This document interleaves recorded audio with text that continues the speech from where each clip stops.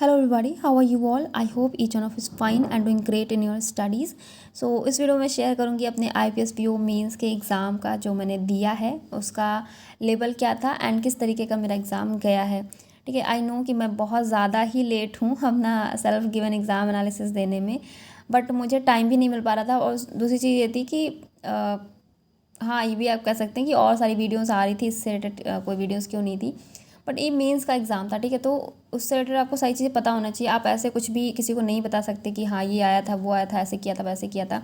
एक होता ना उसके जैसे कि संडे को एग्ज़ाम था 5 नवंबर को, एंड उसके सेकेंड डे मेरा इंटरव्यू लगा था। तो मुझे आधी चीज़ें तो ऐसे ही माइंड में, आप समझ रहे होंगे कि मैं क्या कहना चाह रही हूँ।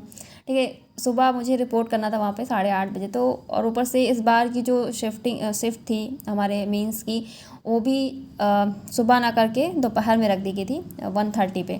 ठीक है, तो हमारा एग्ज़ाम स्टार्ट होते थे 2:30 रहता, तो उसकी जो एग्ज़ाम की अगर ओवर होने की टाइमिंग देखें तो वही 6 या 6:30 लगभग के आसपास आप निकलते सेंटर से। ठीक है, वेरिफिकेशन वगैरह सब कुछ मिला के। और अगर आपका सेंटर कहीं दूर है, 1-2 घंटे का रास्ता है, तो आराम से आप एक मार्जिन लेके चलो कि 8 मतलब बच जाते। और सारी चीज़ें थी, सब माइंड में चल रहा था। और दूसरे दिन आपका इंटरव्यू लगा हो तो बहुत सारी चीज़ें हमें देखनी पड़ती हैं, रीचेक करना पड़ता है कि हमारे डॉक्यूमेंट सब ठीक हैं, वही ड्रेस प्रॉपरली सब ठीक है, कुछ कमी तो नहीं रहेगी किसी चीज़ की। और मुझे आते वक्त अपनी चुन्नी भी लेनी थी, मतलब चीज़ें थी मेरे साथ कुछ ऐसी, तो मुझे उसकी भी थोड़ी सी टेंशन थी कि हाँ कहीं कोई शॉप ना बंद हो जाए। सब चीज़ें चल रही थी मेरे माइंड में, इसलिए मुझे बिल्कुल टाइम नहीं मिल पाया इन सब चीज़ों के सोचने का। मैंने एग्ज़ाम दिया, बस मैंने जितनी जल्दी में, मतलब एक माइंड में चला था कि हाँ जल्दी से एग्ज़ाम ही ओवर हो, मैं यहाँ से जाऊँ, ऐसी वाली चीज़ें थी मेरे पास साथ। ठीक है, तो बस मैं एग्ज़ाम देके मैंने यहाँ तक ये भी नहीं ध्यान दिया कि मैंने अटेम्प्ट क्या किया, कितना गया, क्या है। बस यहाँ से सेंटर्स जाके बस कल मुझे अपना बेस्ट देना है, क्योंकि कल मेरे लिए बहुत बड़ा दिन है। ये सोच के मैं बस इतना ही सोच रही थी कि हाँ मंडे को मेरा इंटरव्यू है। ठीक है, जस्ट उसके एक दिन बाद। तो ये सारी चीज़ें थी, बट मैं कोशिश करूँगी। ठीक है, बट मुझे जो भी याद है अपने अटेम्प्ट से रिलेटेड, मुझे भी थोड़ा सा डाउट हो रहा है, स्पेशली रीजनिंग एंड क्वांट में। बाकी थोड़ा बहुत तो ध्यान आ रहा है मुझे कि मैंने क्या कहाँ पे किया था। ओके, तो चलो स्टार्ट करते हैं अभी। सबसे पहले स्टार्ट होता है रीजनिंग सेक्शन से। तो सबने रिव्यू तो सब लोगों ने देख ही लिया होगा, आई नो, तो मैं अपने हिसाब से बता देती हूँ। मैं लास्ट ईयर भी एग्ज़ाम दिया था, इससे पहले मतलब 5-6 साल से मैं दे रही हूँ मीन्स, तो मैं उस हिसाब से बताऊँ तो रीजनिंग मुझे थोड़ा सा टफ लगा। जैसे कि रीजनिंग मेरा मतलब ठीक है, अच्छे से मैं कर लेती हूँ मीन्स में, मुझसे भी क्वेश्चन नहीं हो पा रहे थे, मतलब मुझे समझ नहीं आता मैं कौन सा क्वेश्चन पिक करूँ। पजल से मीन्स में मैं सबको सजेस्ट करती हूँ, तो मैं खुद भी ऐसी गलती नहीं करती हूँ ईजिली। ठीक है, कि मैंने कोई पजल उठा ली, फिर सारा मतलब 1 घंटे का टाइम तो मैं दिख रहा है कि हाँ 60 मिनट का टाइमर चल रहा है, और उसमें मेरा टाइम ही चला जाए पजल में। तो मैंने पजल कोई भी स्टार्टिंग में नहीं उठाई, चाहे वो 2 नंबर की हो चाहे 1 नंबर की हो, क्योंकि ये ब्लंडर मैंने IPS क्लर्क मेंस में कर रखी थी। ठीक है, तो उस तरह की गलती मैंने IPS PO मेंस में मुझे नहीं करनी थी। तो मैं कोशिश करती हूँ। ऊपर से ये चीज़ भी थी, लास्ट में तो शो कर रहा था कि हाँ 2 मार्क्स का, 1 मार्क्स का था, लेकिन स्टार्टिंग में जब हमारा एग्ज़ाम चल रहा था उसमें नहीं दिख रहा था कि कौन सा सेक्शन हमारा 2 मार्क्स का है और कौन सा 1 मार्क्स का है। आई थिंक मुझे तो नहीं दिख रहा था, अब मुझे नहीं पता, बस इतना ही दिख रहा था, रीजनिंग सेक्शन ये, रीजनिंग सेक्शन वो। तो ये चीज़ें थी। बाकी उसमें जैसे कि सिलॉक्स होता है हमारा, इनइक्वालिटी होता है, coded form, distance and direction, ये सारी चीज़ें मतलब होती हैं मीन्स के एग्ज़ाम में, वो सारी चीज़ें मुझे कहीं देखने को नहीं मिली। ठीक है, और मशीन इनपुट की बात करें, था बट इतना लेंदी था, उसका लॉजिक बहुत इजी था, लेकिन उसको करने में ना बहुत ज़्यादा टाइम कंज्यूमिंग था वो। और उसको 1 नंबर में दे रखा था, 2 नंबर में भी नहीं। हालांकि उसके आई थिंक 4 ही क्वेश्चन थे। पहली चीज़ तो वो 1 नंबर का क्वेश्चन, ठीक है, उसके इतना लंबा प्रोसेस करने के बाद भी उसमें सिर्फ आपको 4 मार्क्स मिल रहे हैं। 5 मार्क्स पूरे कंप्लीट भी नहीं थे। ठीक है, स्टेप सारे वही थे, सब कुछ आपको वही प्रॉपर लिखना पड़ रहा था, सब कुछ था। ठीक है, तो ये 2 मार्क्स मेरे हिसाब से रखना चाहिए था उन्हें, क्योंकि ऐसा नहीं था कि ईजिली ब्रेक हो रहा था, टाइम लग रहा था उसको करने में। ठीक है, तो ये था हमारा मशीन इनपुट। और आई थिंक हाँ डेटा सफिशेंसी के कुछ क्वेश्चंस थे, और वो आई थिंक 2 मार्क्स के थे कि 1 मार्क्स के थे, मुझे नहीं, वो भी नहीं पता, क्योंकि जैसा मैंने आपको बताया ना कि उसमें नहीं लिखा हुआ था 1 मार्क्स का 2 मार्क्स का था। तो कुछ क्वेश्चंस डेटा सफिशेंसी के थे, जिसमें से मैंने आई थिंक 2 या 3 किए थे। और एक क्वेश्चन था मिसलेनियस में, जिसमें मीनिंगफुल वर्ड बनाना था। इसमें ये नहीं पूछा था कि किस में मीनिंगफुल वर्ड बन सकता है, उसमें ये पूछा था, आई थिंक 5 ऑप्शंस दे रखे थे कि किस में से मीनिंगफुल वर्ड नहीं बन रहा है। कुछ वर्ड्स पिक करने थे, उसमें से आपको बताना था। ठीक है, एग्जैक्ट मुझे क्वेश्चन नहीं याद है, तो ऐसे करके क्वेश्चन था। और ये 4 क्वेश्चन मैं मशीन इनपुट के थे, एक ये मिसलेनियस का था, और 2-4 question I think data sufficiency के थे। जो मैंने किए हैं वो मैं आपको बता रही हूँ। और बहुत ज़्यादा टाइम ना होने की वजह से मुझे क्रिटिकल पर स्विच करना पड़ा, क्योंकि समझ ही नहीं आता क्वेश्चन क्या करें। और हाँ, एक क्वेश्चन और भी था 2 मार्क्स का, एक नया क्वेश्चन देखने को मिला था मैट्रिक्स वाला, जिसमें आप लोगों ने देख लिया होगा, फिर भी मैं बता देती हूँ। एंड सॉरी बैकग्राउंड की वजह से, मेरे बैकग्राउंड ऐसे ही रहते हैं, सॉरी उसके लिए, क्योंकि अब क्या ही बताएं सारी सिचुएशंस। ठीक है, कभी व्हीकल तो कभी गौ माता आ जाती हैं। तो हाँ, क्या बात कर रहे थे, ये मैट्रिक्स वाला क्वेश्चन कुछ ऐसे था, इसमें ऐसे दे रखा था 4 कॉलम थे, जिसमें बता रखा था कि यहाँ पे V है, यहाँ पे S है, यहाँ पे R है, T है, ऐसे करके सब में कुछ लेटर्स दे रखे थे, और कुछ लेटर आपको फिल करने थे और बताना था कि कौन से वर्ड बन रहे हैं, और उनकी टोटल वैल्यू थी 12, ऐसे करके सब कुछ, मतलब कंडीशन में नोट दे रखा था कि कैसे क्या करना है। और इसमें आपको कॉलम से एक वर्ड बन रहा हो और रो से भी वर्ड बन रहा हो, अलग अलग करके ऐसे था। तो ये क्वेश्चन मैंने ट्राई किया था, क्योंकि देखने में इजी लग रहा था, और एक साथ वर्ड बन भी गया था, एक यहाँ पे शॉर्ट करके आ रहा था, यहाँ पे वास्ट करके आ रहा था, आई थिंक वी यहाँ था।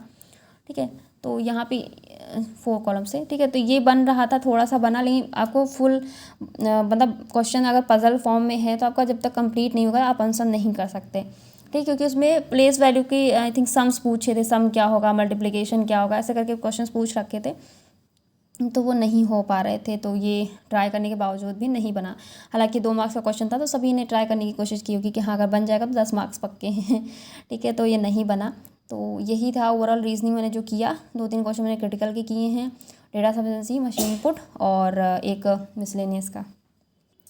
सो ये आई थिंक मुझे लग रहा है कि 10 ही क्वेश्चन मैंने किए हैं, इसमें से 4 नंबर का मशीन इनपुट, 3 और ये। ठीक है, और मुझे एग्जैक्ट इसमें ये भी नहीं पता है कि इसमें 2 नंबर के मार्क्स 2 नंबर के क्वेश्चंस हैं भी या नहीं हैं। आई थिंक डेटा सफिशिएंसी था 2 मार्क्स का। ठीक है, बाकी मशीन इनपुट और वो जो मिसलेनियस का क्वेश्चन था वो 1 ही मार्क्स का था।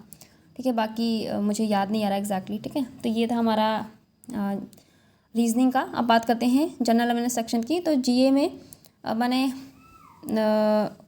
अक्टूबर, हाँ सॉरी, अक्टूबर, सितंबर और जुलाई, अगस्त से क्वेश्चंस थे, but most of the question जो थे हमारे अक्टूबर मंथ से थे। तो जिन्होंने अक्टूबर बहुत अच्छे से किया होगा, लाइक काफ़ी लोगों ने सोचा होगा चलो 15 तक कर लेते हैं, 10 तक कर लेते हैं, 20 तक कर लेते हैं, हो जाएगा, बट नहीं, बहुत सारे क्वेश्चन थे अक्टूबर से ही थे। जैसे कुछ क्वेश्चन थे नोबेल प्राइजेज जो हमें मिले हुए हैं, तो उससे पूछ रखा था कि कौन सा कंट्री इसमें से ऑड है, मतलब सारे प्राइज़ दे करके उन्होंने पूछा था कुछ क्वेश्चन।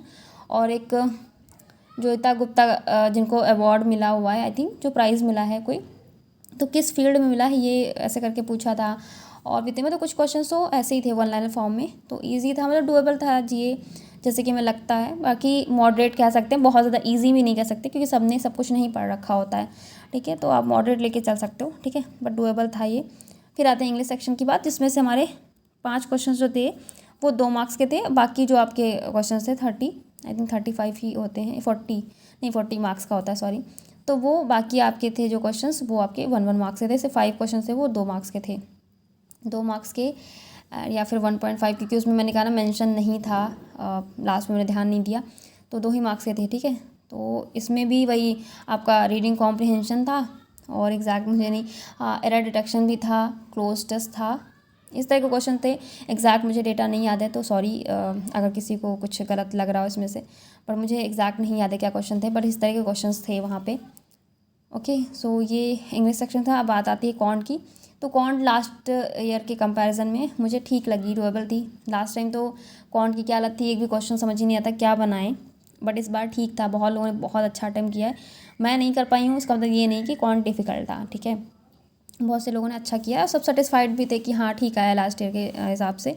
तो इसमें मैंने आई थिंक ये, इसमें भी मुझे नहीं पता 2 मार्क्स का क्या था, बट हाँ 4 सीरीज़ थी आई थिंक, उसमें वो शायद 2 ही मार्क्स की थी या 1 मार्क्स की थी, मुझे नहीं पता। इसमें सीरीज़ दे रखी थी, वो मैंने की हैं, तो आई डोंट नो कि 2 मार्क्स की थी 1 मार्क्स की थी, ये किया है। और 1 नंबर वाले क्वेश्चन में एक DI थी, वो मैंने बनाई है। पूरे क्वेश्चन नहीं बनाए उसके, आई थिंक 4 ही क्वेश्चन बनाए हैं, और 1-2 मैंने किए हैं अरिथमेटिक सेक्शन से। ठीक है, 1 ही किया है या 2 किया है इसका मुझे नहीं याद आ रहा, तो बस इतने ही क्वेश्चन मैंने किए हैं जहाँ तक मुझे याद आ रहा है। और शायद 2 मार्क्स की DI थी या 1 मार्क्स की थी, मैंने कहा ना मुझे नहीं याद आ रहा कि क्या क्वेश्चन किस तरीके से थे, 1 मार्क्स के 2 मार्क्स के, मुझे एग्जैक्ट डेटा नहीं आ रहा था, इसीलिए मैं एनालिसिस नहीं दे पा रही थी। क्योंकि आप लोगों को ये लगता कि एग्ज़ाम आप देकर आए, आपको यही नहीं पता है, क्योंकि इंटरव्यू था और मैं उसके बाद भूल गई, मुझे याद ही नहीं रहा। फिर क्या था, क्या मैं कोशिश कर रही थी, मुझे नहीं याद आ रहा था, क्योंकि जल्दबाजी मैंने लास्ट में नहीं देखा कि कौन से 2 मार्क्स में मैंने कितने क्वेश्चन किए हैं और 1 मार्क्स में कितना किया है। बट हाँ, मुझे लग रहा है सीरीज़ आई थिंक 2 मार्क्स की थी, ठीक है। तो काफ़ी लोग बोल रहे थे DI था, तो DI मैंने 4 क्वेश्चन बनाए, एक नहीं बन रहा था, तो ये मैंने ओवरऑल किया है कॉन्ट सेक्शन में। अब आती है बात डिस्क्रिप्टिव की, तो इसमें लेटर मैंने लिखा था एडिटर को, जिसमें ग्लोबल वार्मिंग का जो इशू चल रहा था उससे लेके सजेशन वगैरह जो देने थे। तो इसमें 150 से लेके 180 तक आपको वर्ड लिखने थे, जिससे काउंटिंग जो चल रही थी वो 180 से चल रही थी। तो इसमें 12 वर्ड्स लेफ्ट दिखा रहा था, यानी कि मैंने 172 वर्ड्स लिखे हैं लेटर में। और ऐसे था मतलब थे तो बहुत सारे, बट मैंने जेंडर इक्वलिटी पे लिखा। इसमें मतलब एग्जैक्ट जेंडर इक्वलिटी नहीं था, ये बताना था कि चाइल्डहुड से ही आपको मतलब हैबिट डालनी चाहिए अपने घर में ही कि बेटा बेटी समान होते हैं, ठीक है। आप अपने घर से ही इस चीज़ की शुरुआत कर सकते हैं, ठीक है। स्टार्टिंग से आपको बताना पड़ेगा कि हाँ सब बराबर हैं, सब इक्वल हैं, तो उस पर लिखना था ऐसे। तो इसमें भी 300 से स्टार्टिंग हो रही थी। इसमें मैंने वर्ड्स नहीं कंप्लीट कर पाई हूँ मैं बहुत ज़्यादा, ठीक है। इसमें आई थिंक मेरे 100 वर्ड्स लेफ्ट हो गए, तो 200 समथिंग रहा है मेरा, ठीक है। तो ये ओवरऑल मेरा रहा मेंस का एग्ज़ाम का रिव्यू जो मैंने किया है। लास्ट ईयर भी मेरे वर्ड नहीं कंप्लीट थे, ठीक ठाक मार्क्स मिल गए थे। इस बार तो मैंने लेटर वगैरह ठीक से लिखा है, देखते हैं क्या होता है, ठीक है। मुझे ऐसा लगा था लास्ट ईयर कि डिस्क्रिप्टिव ने मुझे सही से मार्क्स नहीं दिए, क्योंकि मैंने ठीक किया था। ओके, सो हाँ, मैं इंग्लिश सेक्शन का बता दी हूँ। मैंने इसमें 23 क्वेश्चन किए हैं, एंड कॉन्ट में मैंने जैसा कि आपको बताया आई थिंक 8 या 10 क्वेश्चन इसके हैं, और 10 इसी के भी हैं शायद, मुझे ऐसा लग रहा है, ठीक है। जिस तरह से मैंने क्वेश्चन मुझे जो याद आते हैं वो मैं आपको बताए। पजल मैंने कोई नहीं बनाई है इसमें से। और GA की बात करें तो मैंने कर दिए हैं इसमें आई थिंक 30, बट सारे सही नहीं हैं, मैं आपको बता दूं, ठीक है। मैंने बहुत गेस किए हैं, क्योंकि कुछ क्वेश्चन उसमें सेंटेंस बेस्ड भी थे आई थिंक, तो वो भी उसमें मैंने रिस्क लिया। बाकी जो 1 लाइनर फॉर्म में थे क्वेश्चन सभी ने किया होगा, ठीक है। मेरी GA बहुत अच्छी नहीं है, तो मुझे रिस्क लेना पड़ा, तो मैंने बस कर दिया है, ठीक है। तो मैं ये बिल्कुल भी नहीं बोलूँगी आपसे कि सारे ही मेरे सही हैं, बहुत सारे क्वेश्चन मेरे गलत होंगे इसमें, ठीक है। मैं क्योंकि मैच वैच कुछ नहीं किया है, जो मुझे आ रहे थे मैंने किया है, बाकी में मैंने रिस्क लिया, क्योंकि इसमें रीजनिंग में कुछ हुआ नहीं था, तो एक था मुझे समझ नहीं आया था मैं क्या करूँ, ठीक है। तो मैंने इसमें रिस्क लिया है थोड़ा सा। बाकी ये क्वेश्चन मैंने किए हैं, और ठीक था, इंग्लिश डुएबल था, मॉडरेट साइड था, बहुत ज़्यादा ईजी भी नहीं था, बहुत ज़्यादा डिफिकल्ट भी नहीं था, ठीक था, ओके ओके था, ठीक है। तो ये ओवरऑल था। आप लोग अपना बताना कि आप लोग का मेंस का एग्ज़ाम कैसा रहा, आपने कितना अटेम्प्ट किया है, और आपको रीजनिंग सेक्शन कैसा लगा। मेरे लिए तो बहुत गंदा एक्सपीरियंस रहा रीजनिंग सेक्शन का, ठीक है। बाकी कौन लास्ट ईयर से ठीक थी, ठीक है, बहुत से लोगों ने बहुत अच्छा किया है, और डिस्क्रिप्टिव भी ठीक था, और इंग्लिश सेक्शन भी ठीक था, और जिन्होंने GA बहुत अच्छे से किया था उनके लिए GA भी बहुत अच्छा रहा होगा, ठीक है। बाकी आप लोग शेयर जरूर कीजिएगा अपना, ठीक है, कि आपको कैसा लगा एग्ज़ाम का लेवल, और आपका हर सेक्शन कैसा गया, क्या अटेम्प्ट किया आपने, ठीक है। सो दैट्स इट, बस यही था। मुझे जो चीज़ें याद थी मैंने बताई हैं आपको। अगर कुछ गलती हुई हो या मैंने कोई चीज़ गलत बताई तो उसके लिए सॉरी, क्योंकि मुझे एग्जैक्ट नहीं याद था। मैंने बताया था कि काफ़ी सारे एग्ज़ाम्स उस टाइम पे लगे, तो मुझे चीज़ें नहीं याद थी बहुत अच्छे से, बट आप लोगों की बहुत ज़्यादा डिमांड थी कि मैं बताऊँ, तो इसलिए मैंने काफ़ी लेट कर दिया, बट मुझे जो चीज़ें याद थी वो मैंने आपको बताई हैं, ठीक है। So that's it, thank you everyone and have a good day.